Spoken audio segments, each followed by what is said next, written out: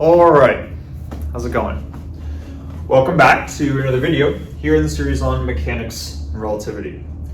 We have been working on this section here called non-inertial frames, and the basic idea behind this section is to say what happens to Newton's laws for describing a system when all of a sudden the reference frame that we are observing in is non-inertial. And even though the section title is on just non-inertial frames in general, we kind of wanted to sort of specify one type of non-inertial reference frame, right? Which is what we called a rotating reference frame. One which had some angular velocity omega with respect to some frame which is inertial, which we thought of as some stationary reference frame, right?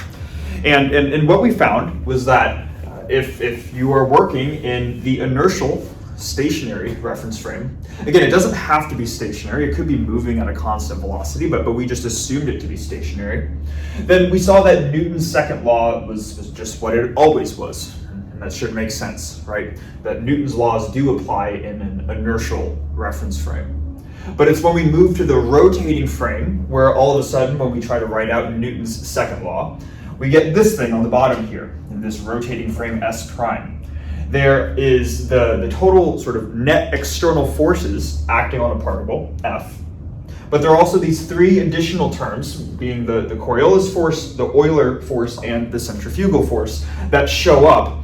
And even though each of these three terms right here are called forces, they are not literal forces. We call them fictitious forces. There is not some literal mechanism that is producing a force. Rather, there are these sort of effects that look like forces, and mathematically they have the same structure as just another force that's on the right-hand side of the equation. But it is purely just an artifact of viewing a system while in a rotating reference frame, right? So each of these three things is not actually physical, but we can still observe it if we're looking at something from a rotating frame. Now, what we spent the last video doing was we wanted to focus on this first force right here, the centrifugal force. And what that means is that after covering one of these three forces, there are two remaining forces to cover. What I'm going to say, and you can probably tell by the title of the video, is that we are going to be focusing on this force right here, the Coriolis force. But what I'd like to say before really diving into the Coriolis force is to say that we're not going to really spend too much time focusing on the Euler force. And that's for one major reason, but I'm going to provide a secondary reason as well.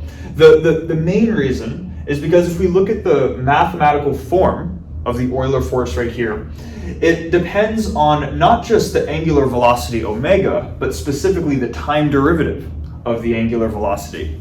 So if you have a reference frame which is rotating, you will only experience the Euler force if that rotation is either speeding up or it's slowing down with respect to time, right? And because we live on planet Earth, this big rock out in space, or big, I guess, relative to what you're comparing it to, but some rock out in space that's rotating, the rotational period of Earth is roughly constant throughout time, right? We can assume that there are roughly 24 hours in a day and that's not changing too much. Yes, it's true that there are these millisecond variations between various days, so there would be a non-zero angular velocity, a non-zero change in angular velocity, but it is relatively negligible. So because of that, that's why we're not going to spend too much time focusing on the Euler force. That's the main reason.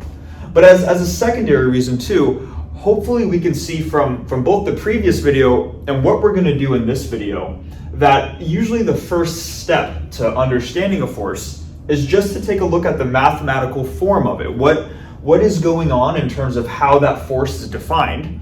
We see here that's defined in terms of a cross product. And once you know the mathematical form of a force, it's just a matter of saying, okay, well then what are the two vectors that go into my cross product? And then you can determine the direction and also the magnitude of the vector as well.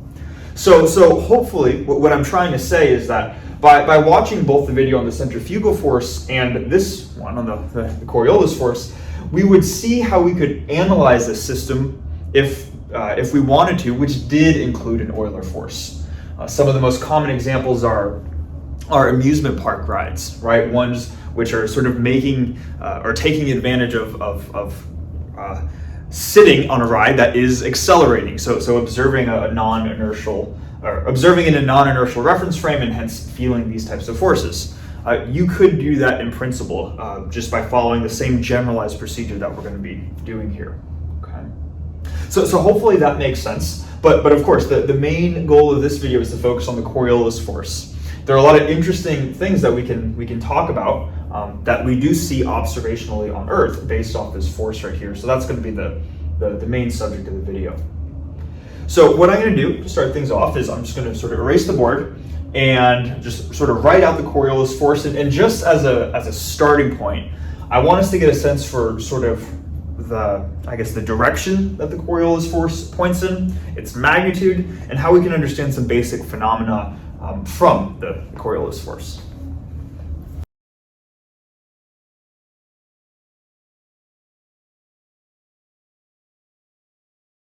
All right, so what we have written here is both the mathematical form for the force that we looked at in the last video, the centrifugal force, as well as the force that we're going to look at in this video, the Coriolis force.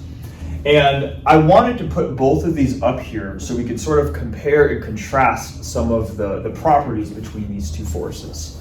Okay. The first thing that's at least similar between the two, which should hopefully make sense, is that there is some dependence on this omega vector right here. Now, the omega vector is the angular velocity vector, and it is the vector that describes the angular velocity of the rotating frame. So if the non-inertial reference frame, this rotating frame that we're in, if it's rotating very quickly, then omega is going to be large. And then if it's barely rotating, then omega is going to be rather small, right? And so that should be kind of hopefully intuitive that these fictitious forces, because they depend on the fact that you're in a rotating frame, they should naturally have some dependence on omega. So that's something that's similar between them. One thing, or I guess two things that are different though between them that are worth pointing out is that when looking at the centrifugal force, notice that there is a dependence specifically on the particle's distance from the origin, r. Right? So we spent a lot of time in the last video when describing the magnitude of the force, the centrifugal force. We saw that it depended on this distance d, right? Which was the distance from a particle's location to the axis of origin, or the axis of rotation, excuse me. And if your axis of rotation looks something like this, and your particle's right here, the distance between the particle and the axis of rotation needs to make a right angle. We call that distance d. So that was sort of the distance dependence that showed up with the centrifugal force. Notice now with the Coriolis force, there is no just r in here by itself. So the Coriolis force, the first thing that is noteworthy about it is that it does not depend on the particle's distance, its location from the axis of rotation. If you have an axis of rotation that looks something like this, whether you have a particle here or a particle all the way over here, if they are experiencing the Coriolis force, this distance versus this distance won't have any effect on the magnitude of the force that they experience. Okay, so that's kind of an interesting property that might initially seem a bit counterintuitive. So this Coriolis force doesn't depend on the particle's distance to the axis of rotation, but it does depend on the particle's velocity. Now, we've typically been writing the Coriolis force as negative 2m omega cross drdt in s prime, or in other words, the particle's velocity in the frame s prime. But just so we don't have to write out this fraction right here, and because we're just going to be focusing on this force and not any other terms, we're just going to make sort of a compact definition to say that whatever the particle's velocity is in the frame s prime, we're going to call that its velocity v. Okay. Now, before we just continue further with this, obviously there is some velocity dependence. I want to just quickly go back to the example at the end of the last video where we had a bucket that was rotating, and there was water in the bucket. And we were able to talk about the shape of the water in the bucket once the bucket was rotating and the water was rotating with the bucket. And that last factor, that the water, or that last sort of fact, that the water was rotating with the bucket was an important one. And I want to explain why it was important now that we're going to talk about this Coriolis force. If the bucket is rotating at an angular velocity omega, and the water is rotating with the bucket, then if we're in the reference frame of the bucket, meaning that we're rotating at the same angular velocity the bucket's rotating at, then if we were to look at the water while we're rotating, the water is going to look like it's standing still because it's rotating at the same rate that the bucket is rotating at. In case that's a little bit confusing, you could try this yourself. Let's say that you, as a person watching this, say you start to rotate, and you can just put your finger up, and your finger, if you just keep your arm still, should rotate at the same angular velocity that you rotate at. So right now, I'm viewing my finger as sort of in the middle of my eyesight, and now as I start to rotate, because my finger is rotating with me, it doesn't look like it has any angular velocity. It's just staying right in the middle, and that's because it's rotating with me. So this example of the water rotating with the bucket, it would not experience the Coriolis force because the velocity of the water in the rotating reference frame would go to 0.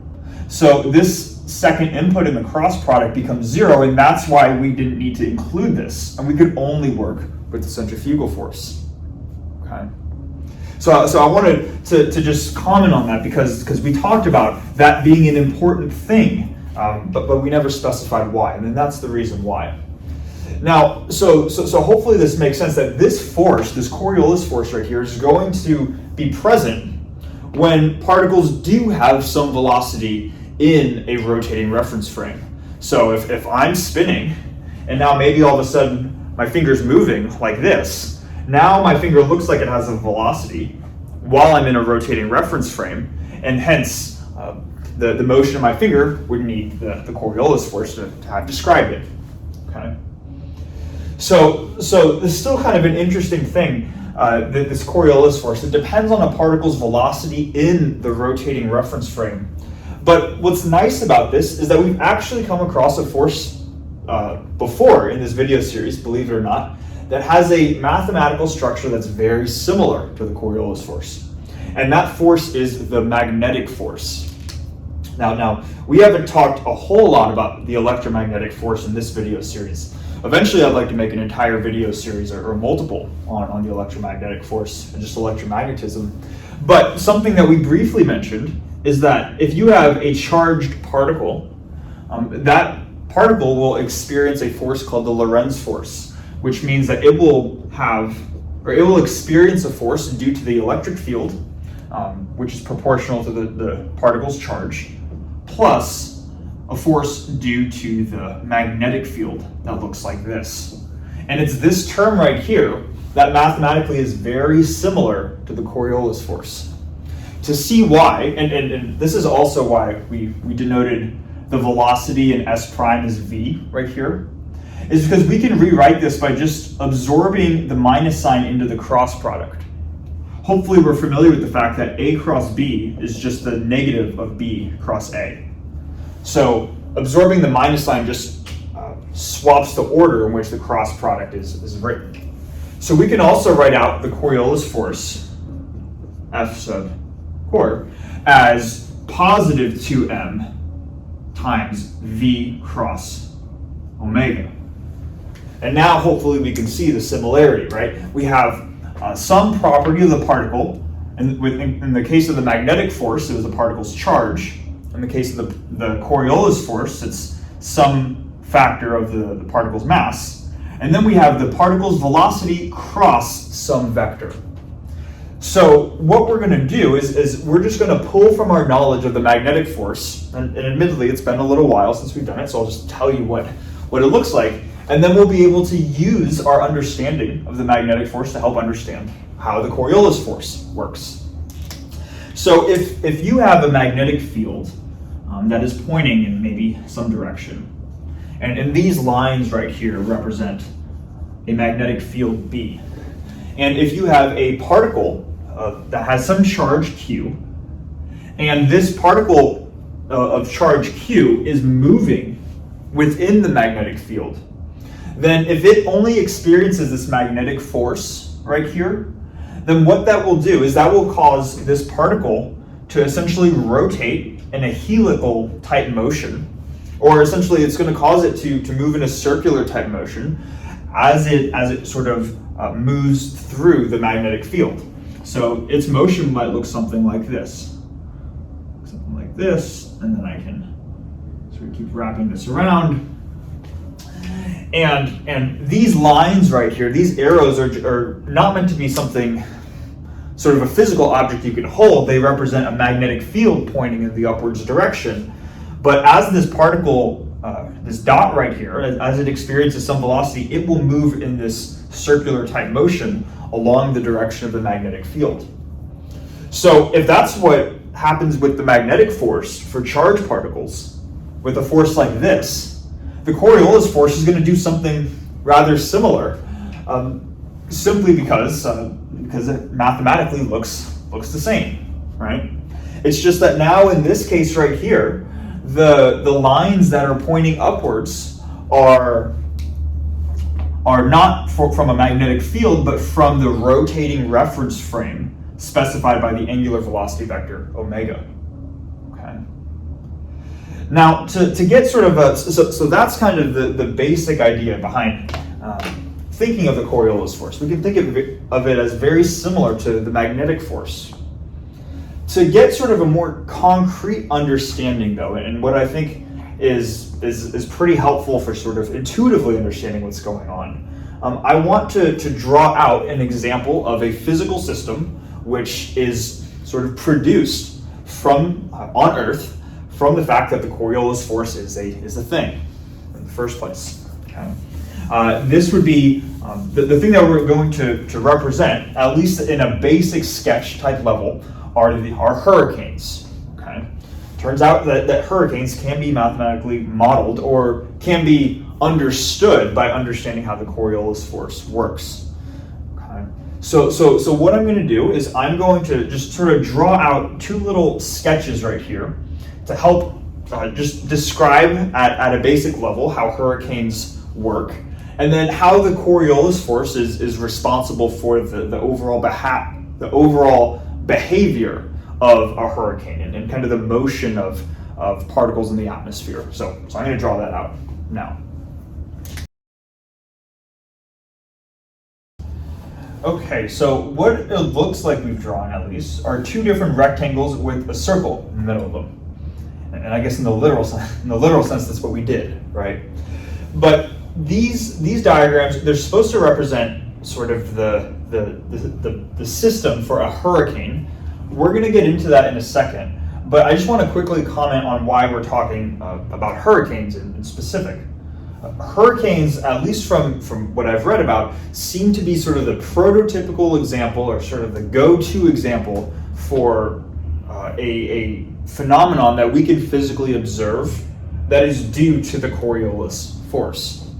Now, some people will also want to talk about water in a sink, and maybe just for a second imagine you have a sink, and that sink is full of water, but the water initially is just staying still in the sink because the bottom of the sink is plugged closed.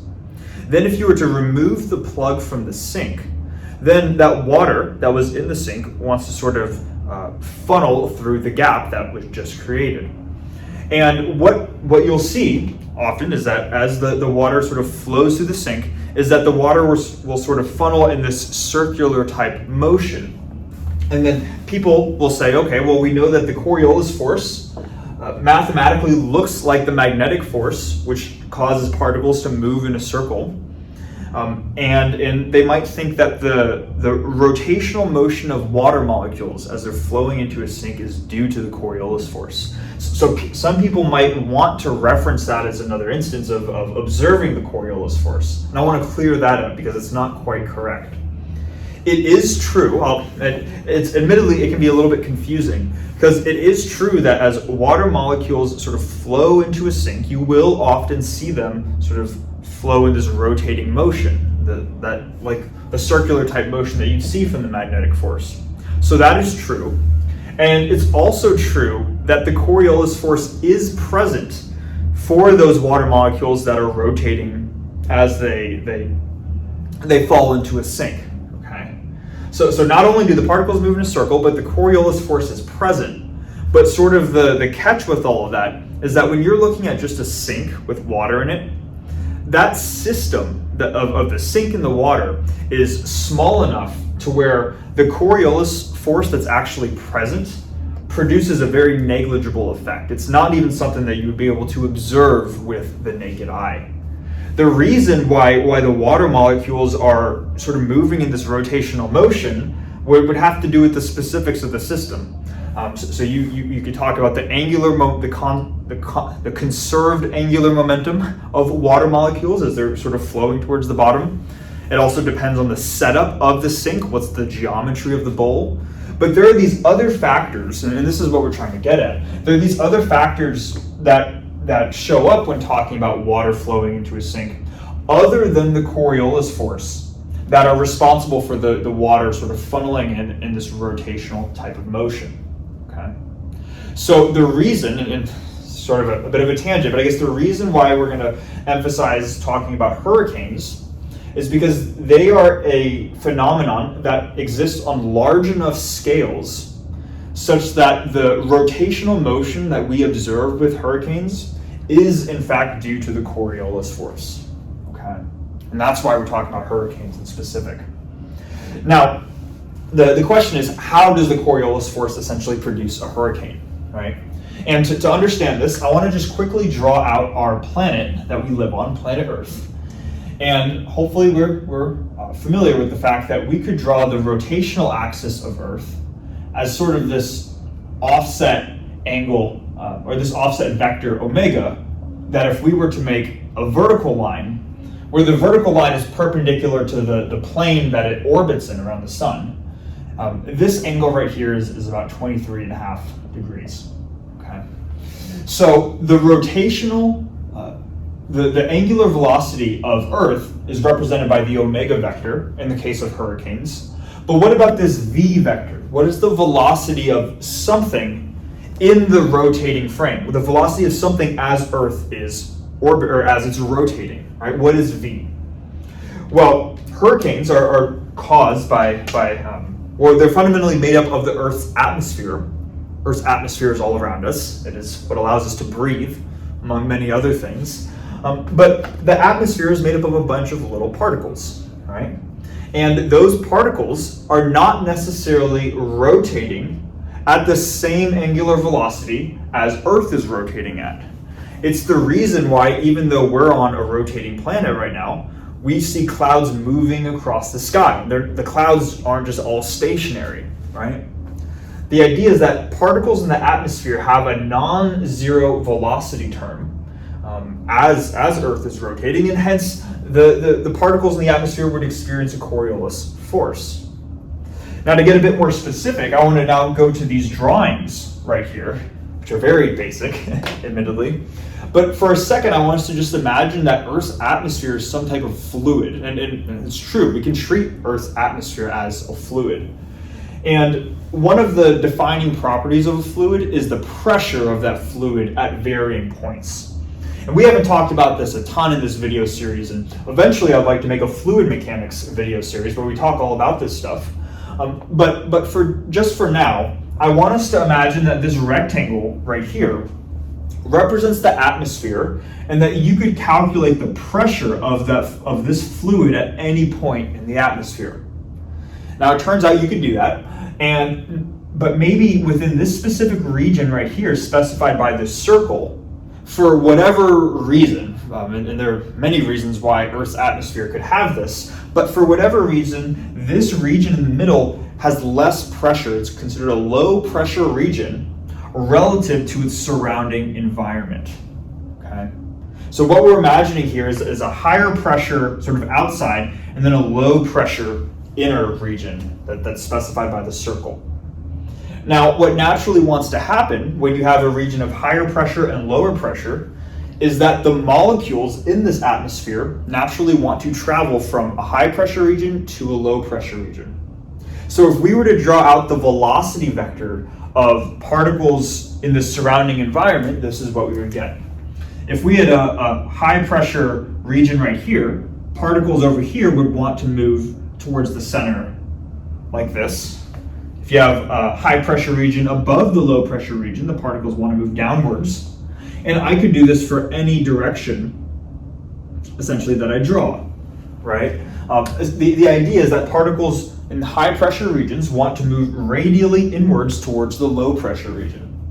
And it's at this point where we now have the velocity vector for our atmospheric particle. We have the angular velocity due to Earth. And I haven't mentioned that yet, so let's do that now. The angular velocity vector we're denoting like this. And there's a common notation where a circle with a dot in the middle represents going out of the board, okay? So we're going to imagine for just a second that the angular velocity vector is pointing outwards, maybe towards the camera, what I'm doing right now.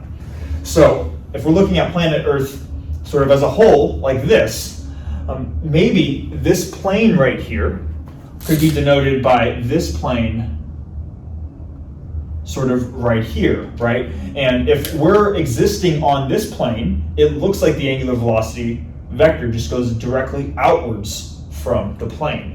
So we can think of this plane and this plane as the same thing, okay? So hopefully that makes sense. We now have both a velocity vector and an omega vector, and we can now see the direction of the corresponding Coriolis force vector just by computing the cross product. Let's start by doing it for this arrow right here. The Coriolis force is represented by this cross product. So we have V pointing inwards, and then omega points outwards towards the camera, so my fingers are going to curl in the direction of omega. Then my thumb naturally wants to point directly upwards, so that is the direction of the applied Coriolis force. So I'm going to now draw a solid arrow pointing up to say, this is the direction of the Coriolis force for these particles over here. What about this vector pointing downwards? In this case, V now points down, omega points still out of the board, and my thumb naturally wants to point this way. So I'm going to draw the vector pointing this way. And hopefully you can see a pattern here that starts to emerge. You can do this with any velocity vector. The Coriolis force wants to make arrows that look like this. So if these solid arrows describe the Coriolis force applied on these atmospheric particles, if we now come over here, we could draw out something similar, but the overall trajectory of a particle in the atmosphere, where the same idea applies. This central region is a region of lower pressure, and the surrounding region has higher pressure. So maybe let's start with the particle over here. It initially has a velocity that goes radially inwards, but then there's a force applied going up.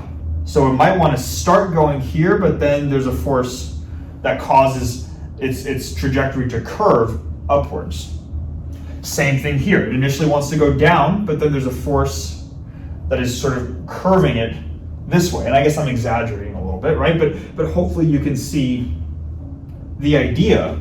And if you were to just follow the general trajectory, you can imagine a particle going here and then sort of tracing out over this process a counterclockwise circle in the high pressure region as it orbits around, or as it rotates about this lower pressure region.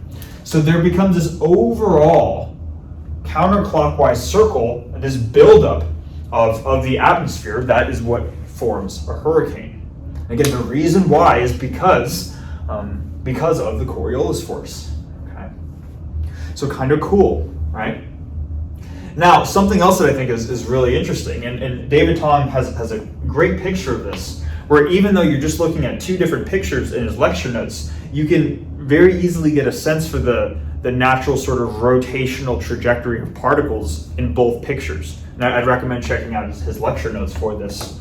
But this counterclockwise motion right here was due to how we drew these solid Coriolis force vector arrows right here, right?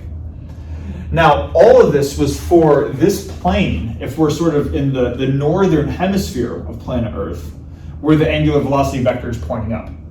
Just so I can clarify too, if we're not too familiar with this, the equator of Earth is going to be perpendicular to this axis of rotation. So if this is my axis of rotation, the equator might look something like this. So the equator is not directly horizontal, but it's going to make a right angle with the omega vector. Things above this we would call existing in the northern hemisphere, but you could also exist on a plane in the southern hemisphere, right? And probably some of you do, where we could draw out a plane. I'm going to try to draw out a plane. It's not the best plane, but you can imagine there's a plane in the lower hemisphere, and we can ask if we are standing on this plane versus if we're standing on this plane, drawing them upside down, are we going to see any differences in the type of hurricane that we observe? And the answer is actually yes. The reason why is because if we're on this plane in the northern hemisphere, it looks like the omega vector is pointing out of the plane, right? Or what we would call out of the board right here.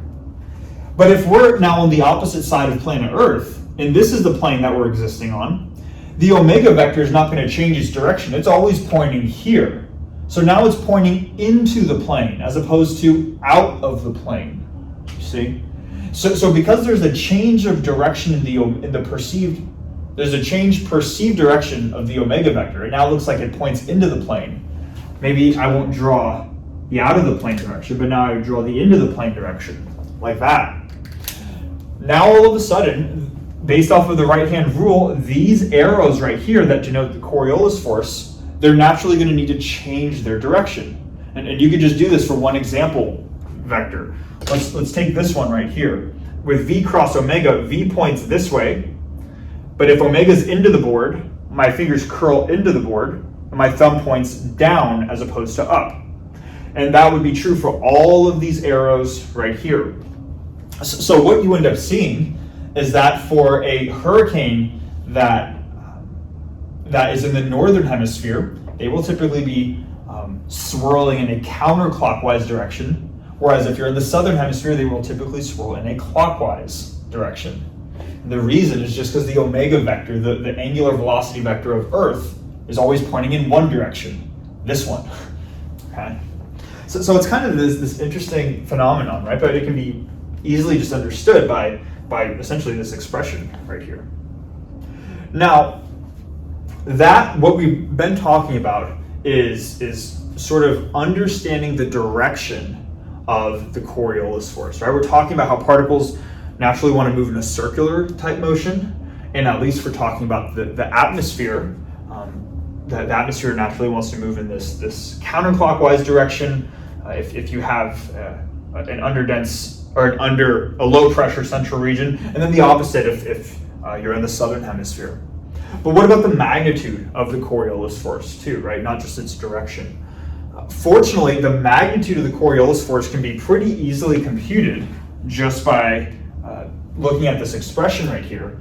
There's only a single cross product, so all we'd have to do is essentially just look at the geometric rule for the cross product, where we'd say that the magnitude of the Coriolis force is this factor out front, 2m, times the magnitude of the first vector, just v, times the magnitude of the second vector, just omega, times the sine of the angle between them, all right? There's a dot product, it'd be cosine, but it's a cross product, so it's sine. So, we can box it if we want. This is the magnitude of the Coriolis force vector.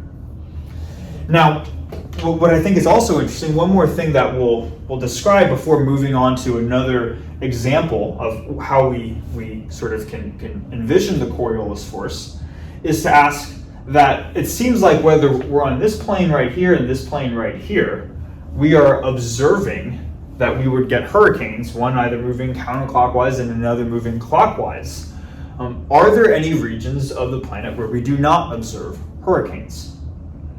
Turns out the answer is yes. And we'd have to ask ourselves, in what regions would we necessarily not see a hurricane?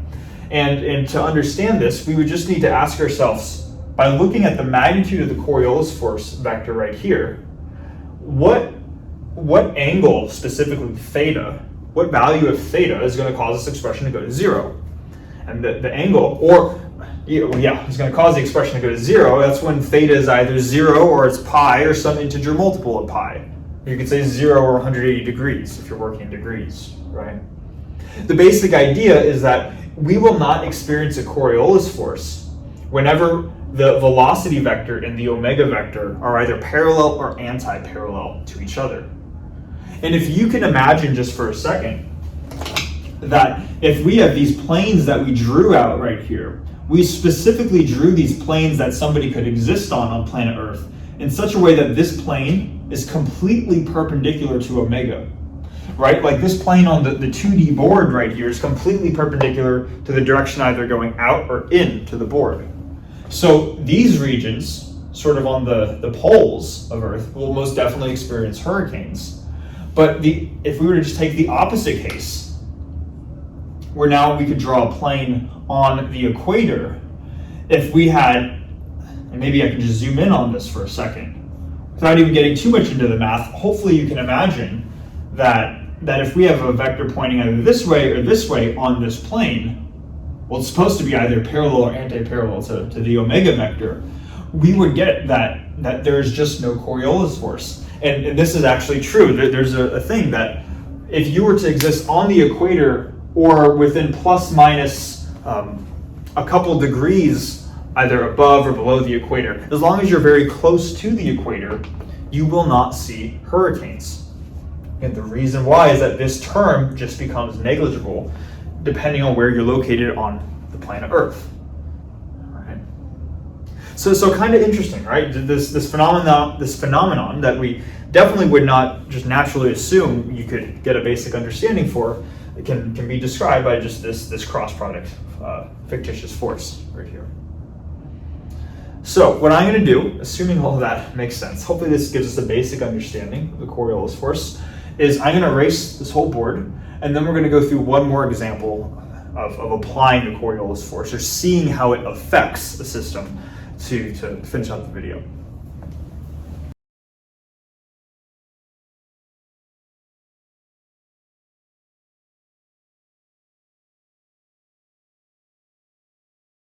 Okay, so to finish off the video, we're going to look at this example that I think this is a fun one, where we look at a case where somebody is up high in a tower and they are dropping a ball from the tower. And we're not going to be asking questions like, why is this person in the tower, or why are they so happy with their smiley face, or is somebody at the bottom that is going to be hit by whatever this ball is when the ball hits the ground. As interesting as those questions are, we're not going to ask those. Rather, we're going to ask that if we now take into account that this tower exists on Earth and the fact that Earth is rotating, if we take into account Earth's rotation, and maybe this is a relatively large height right here, is the ball going to either just continue to drop down at a sort of just exactly vertical distance, and whatever its horizontal position was when it started, it's just going to stay that way? Or is it going to sort of curve off sort of behind if Earth is rotating like this? Or is it going to curve off in front even? And maybe these are slightly exaggerated paths, right? But which of those three paths is this ball going to take as the ball drops to the ground?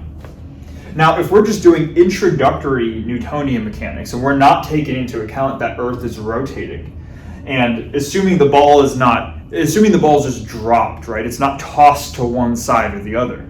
The natural answer is, of course, it's just going to move in a straight line vertically downwards. But it's now that we're taking into account Earth's rotation where things start to get a little bit interesting. So that's going to be the overall question that we try to answer here.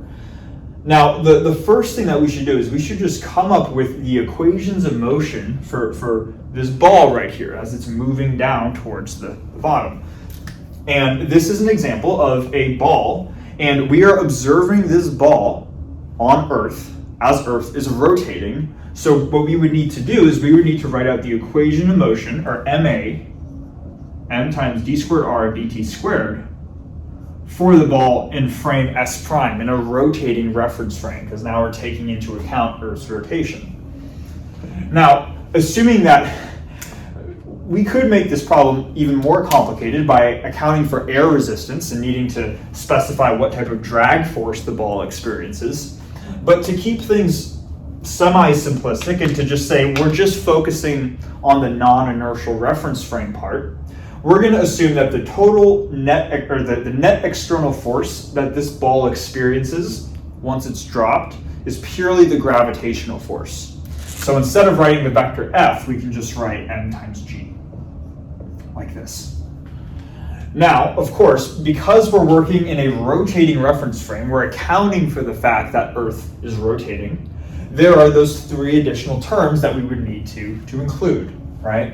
So we have minus 2m omega cross v, this would be the Coriolis force, the one we're looking at, minus m omega dot cross r, the Euler force, minus m omega cross r, the centrifugal force, right? Now, because of what we're going to do, and this is a reason why we're doing this example in the video on the Coriolis force, we've already specified, well, let me first say, this would be the full equation of motion for the particle if we want to be very explicit, but we can still come up with an answer, a qualitatively correct answer, by coming up with sort of a more simplistic, approximated version for this equation. First thing that we can do is what we've been doing the entire time. We're going to assume that Earth's rotation rate is constant, and hence this omega dot vector goes to 0. So we can essentially neglect the Euler force term, leaving us with just the Coriolis and the centrifugal force. But what we saw in the last video is that, and we saw this with the instance of hanging a string, right? And what is the deflection angle from vertically downwards that string would experience due to the centrifugal force, right? And we saw that even when the angle was maximized, remember we solved for that angle phi, and even when that discrepancy, the difference between vertically just downwards or radially inwards versus what we actually experience, this produces an effect of an angle on the order of 10 to the minus 4 at its largest. So even though this effect shows up, overall it doesn't produce a significant contribution to how the equations of motion are altered, and thus we can neglect that term as well, and conveniently just focus on the Coriolis force, which is why it's in this section, right? So let's see what the equations of motion are now at this point. One more thing that we'll do is we'll just cancel out the factors of mass that show up. And instead of writing out this expression here, I'm just going to write r double dot. And this is just going to be the acceleration of the ball experienced in frame S prime. And this is going to equal g minus 2 times omega cross. Instead of v, I'm just going to write r dot, the velocity of the ball as experienced in frame S prime. Right? Now, one thing we might be saying is, doesn't gravity point downwards? Whether Earth is rotating or not, right? If the ball is going to fall down, so shouldn't gravity point downwards? And the answer is yes in this instance, right? But we might be wondering, how come there's no negative sign in front of this gravitational acceleration vector? And the reason why is because the negative sign is essentially absorbed in here. If we were to look at the magnitude of this vector, it would be pointing in the downwards direction. So that's why there's no minus sign right here, versus that we saw that this minus sign essentially came from applying product rule over and over a couple videos ago.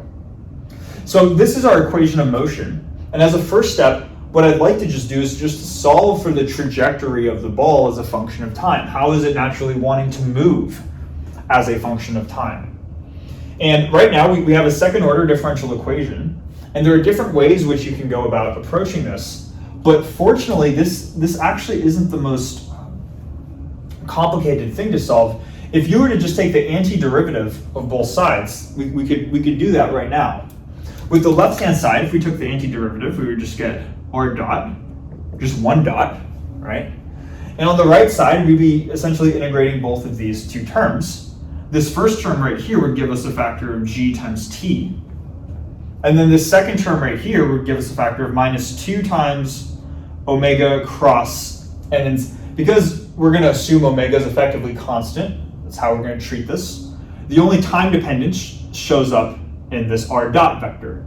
So this just becomes r, like this. And then of course there's also a integration constant, which we can call 2 times omega across r naught, where r naught would be the initial position, the initial height of the ball. So this could get simplified to just writing g times t, and then minus 2 omega cross r minus r naught, if we just wanted to combine cross products into a single term, like this, okay? So this is an expression not for the particle's trajectory, which would be r of t, but rather the particle's velocity, which is r dot. And what we can do though, because if we ideally want to find r of t, we can plug this back into here. And what that will do is that will give us an expression for r double dot in terms of just r by itself. So let's do that. Now we're going to bring this equation down. We have r double dot equals g, gravitational acceleration, minus 2 times omega, the omega vector, cross, and then I'm just going to, instead of r dot, we're just going to replace it with this whole thing. So we now have gt minus 2 omega cross r minus r naught, okay?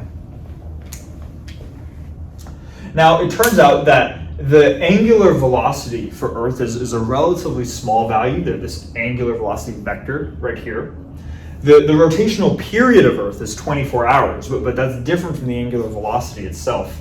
If I remember correctly, it's on the order of 10 to the minus 5 or something like that, if I remember correctly. But the basic idea in saying that the magnitude of this omega vector is relatively small is that if you were to take omega squared, it will be significantly smaller, and its effect will also be negligible. And we say that because that will allow us to essentially cancel any terms that are of order omega squared, leaving us with a more simplified second order ODE to solve. So if we ignore, maybe let's even write it, if we neglect any terms, write that a little better, any terms of order omega squared, the differential equation that we're left over with is r double dot equals g minus 2 omega cross something, right? The 2 omega is going to cross both this first term and the second term. But if 2 omega crosses this second term, we inherently have a factor of omega here and a factor of omega here. So this crossed with this entire thing is going to be of order omega squared. So the predominant contribution to this term in brackets is just this first term right here. So we can say that r double dot is approximately g minus 2 times omega cross gt, like that, okay? And by writing it like this, we now have something where g, that's the gravitational acceleration on Earth, that's constant, it's around 9.8, and we have omega, which is around a constant value as well. So pretty much everything is constant in here besides this factor of t, so it becomes pretty straightforward to come up with a trajectory for this ball right here. If we were to take one antiderivative, and I know I'm getting towards the bottom of the board here, we'd be integrating this term, giving us gt minus this term, and again, the time dependence comes in here, so this becomes t squared over 2. The over 2 cancels with the factor of 2 out in front, giving us minus omega cross g t squared, like that. And then we would have some, I guess maybe I'll call it v naught, some initial velocity vector for the ball. But what we can do though is we can assume it, and this is what we are assuming, is that when we let go, if for the person up here, when they let go of the ball, they are not throwing the ball in one direction, but they're rather just doing their best to just simply drop it. So in that case then, we can say that the initial velocity of the ball, if we just let it drop, at that instant when we let it go, is that its instantaneous velocity is at 0. So this vector right here, even though it comes out of the equations as an integration constant, is just a 0 vector, leaving us with just this expression for the ball's velocity. And then as one final step, and I'll write it up here so we can save it for the next whiteboard, integrating it one more time gives us the particle's actual trajectory, r of t. From this term right here, we're going to have 1/2 g t squared minus this term integrating t squared gives us t cubed over 3, so minus 1/3 omega cross g t cubed, and then again plus an integration constant, except now it's no longer the initial velocity, but it's the particle's initial position, r naught. And if this tower has some height h, I guess I should probably put the height as the height we initially drop it at, to be explicit.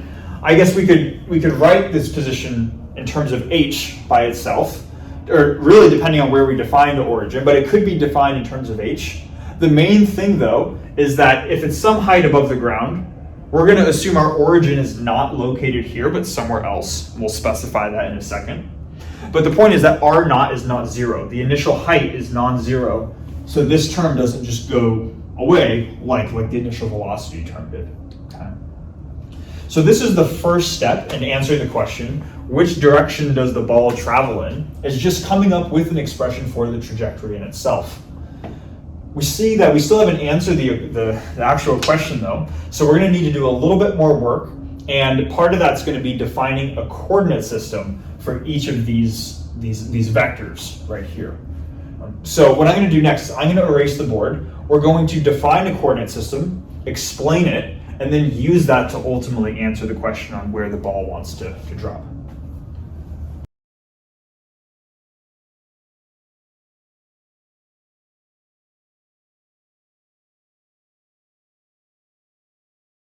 All right, so what we've done so far is we've found the trajectory for this ball as a function of time.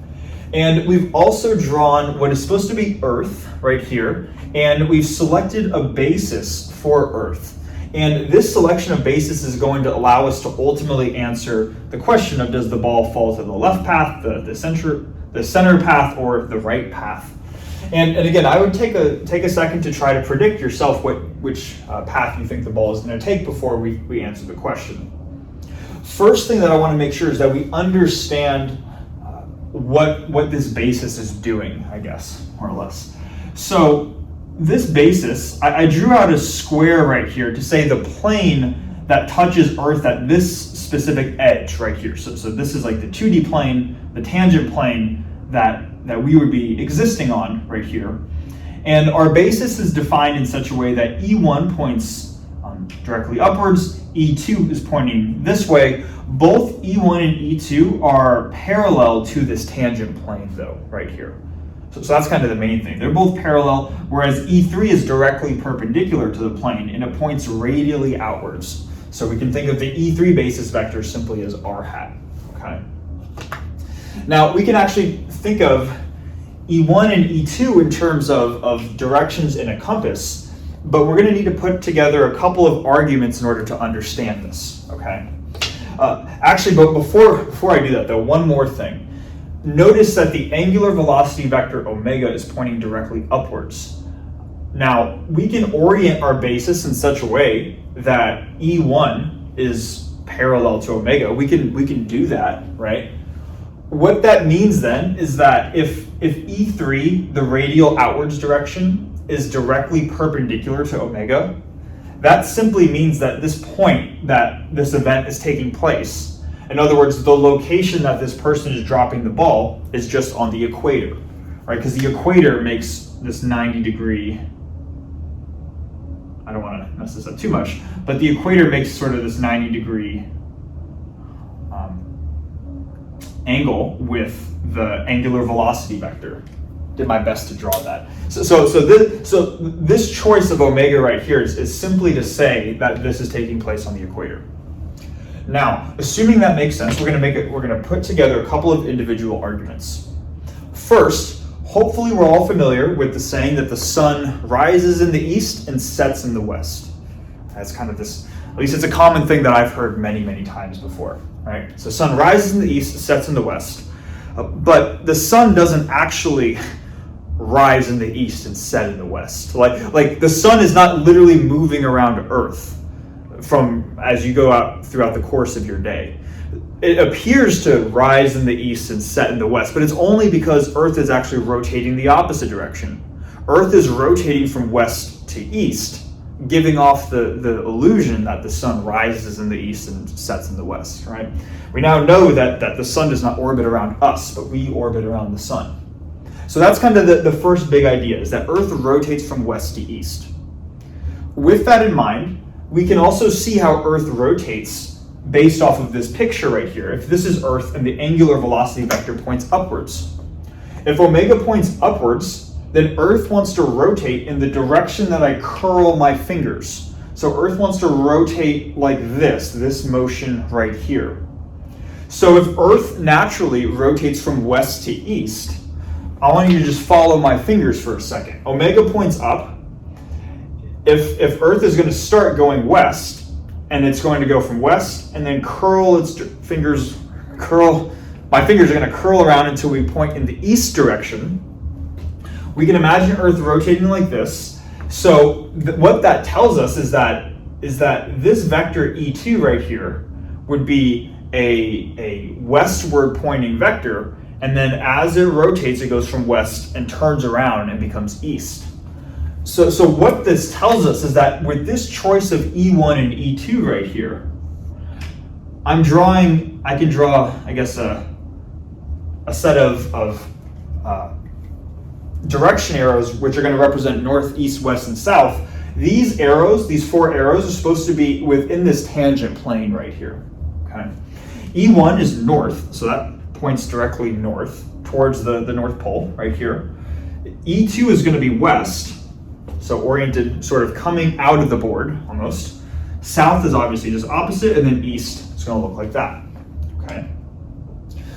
Hopefully we can see that picture, and this is what I'm trying to get across, that E1 points in the north direction, E2 points in the west direction, and E3 points in the radially outwards direction. That's how we can understand our basis. Assuming that makes sense, let's now put this in the context of the actual tower that we're looking at. This tower is on Earth, like this. And we want to imagine that this tower is located right here, right? Now, what is Earth doing? Earth is rotating like this. So as this tower kind of rotates, it will also rotate maybe in this direction, kind of going across. And if Earth rotates from west to east, that tells us that the west direction is over here and the east direction is over here. Okay. This will be important because we're going to use this in our direction for where positive E2 points to help us answer this question. Essentially, we'll get to it in a second. Okay. But that's kind of going to be the setup for the problem. Now, with that, let's now turn our attention back to the trajectory of the ball. And what our goal here is first is to say all of these vectors, g, omega, and r naught, let's express them in terms of the E1, E2, E3 basis. So we can start with g. Where does g point? And g should always point radially inwards, right? So we know that g should equal negative g. It has a negative magnitude because it points radially inwards. And it's negative g times E3. again, we can just think of E3 as r hat. So this is negative g r hat, right? That's the gravitational acceleration vector. Then we have omega, the omega vector. And this one's kind of straightforward. Omega just points directly upwards, which is in the direction of E1. So the omega vector has a magnitude omega and points in the E1 direction. And then finally R naught. R naught is simply the position of the ball, the initial height of the ball as a function of time. Now it's at this point where I try to draw the coordinate system like this. The actual position or the actual origin we're going to take to be the center of Earth. Okay, we'll see how this shows up in just a second. But that's going to be our center point. And what that means then is that if we wanted to find the position of this ball, it would be the distance from here out to the radius of the Earth plus the height of the tower, which is its initial height, the initial drop point of the ball, right? And that vector pointing from here radially outwards is going to be both the radius of the Earth, r, plus the tower's height, or its initial drop height, h, pointing in the radial direction, or the E3 direction. Okay. So this is how we can define our vectors in terms of the E1, E2, E3 basis. Now let's just plug that into R of t and see what we get. So we have that R of t equals 1/2 g, which is minus, so I'm going to put minus 1/2 g t squared E3, like this, minus 1/3, and then omega is going to be omega E1 cross g, the vector, which is minus g E3, like that, t cubed, plus r naught. So I'll write that down here. So plus r naught, which is simply this vector, which is r, the radius of the Earth, plus the tower height times E3. Okay. Now, something that we can do to help simplify this a little bit is we can combine terms together, but I want to first evaluate this cross product right here. So we have a negative sign out front, and then we have something times E1 cross negative of E3. If I were to just bring this minus sign out, that negative sign would get brought into here and make that a plus sign. So let's do that. Get rid of that minus sign, turn this into a plus sign. And now let's ask, what is E1 cross E3? We can pull out these scalars, omega and g, out to the front.